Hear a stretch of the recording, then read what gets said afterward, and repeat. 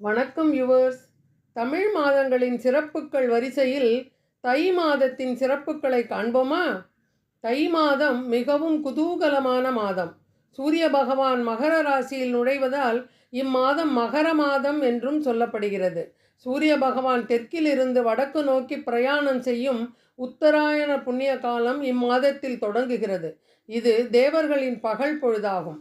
மேலும் விவசாயிகள் ஆடியில் விதைத்த பயிரை இந்த மாதத்தில்தான் அறுவடை செய்வார்கள். எனவே மகிழ்ச்சி மிகுதியால் தெய்வங்களுக்கு விழா எடுத்து கொண்டாடவும் வீட்டில் சுப நிகழ்ச்சிகள் பல செய்யவும் இந்த மாதம் உகந்த மாதமாக இருக்கின்றது.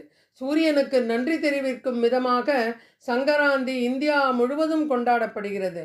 தை வெள்ளி, தை செவ்வாய் அம்மன் வழிபாட்டுக்கு மிகவும் உகந்தது. அம்மன் மீது பூஜை செய்து சுலோகங்கள் சொல்ல நம் அறிவானது நன்கு வளரும்.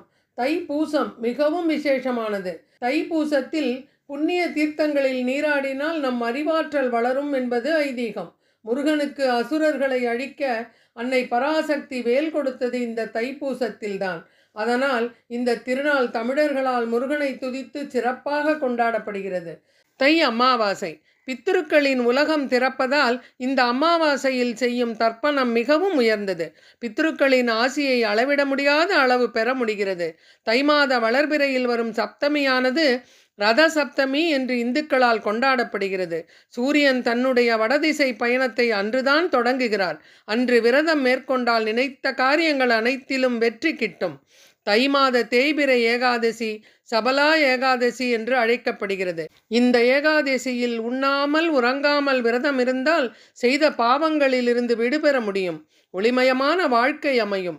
வளர்பிறை ஏகாதசி புத்திரதா ஏகாதசி, சந்தான ஏகாதசி என்று அழைக்கப்படுகிறது.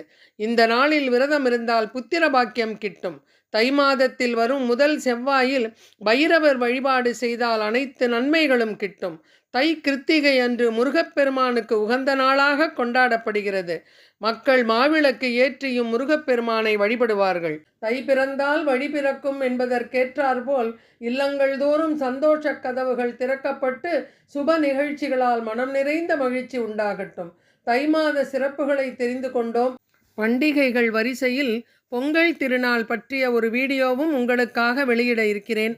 அதையும் பார்த்து மகிழுங்கள். நன்றி, வணக்கம்.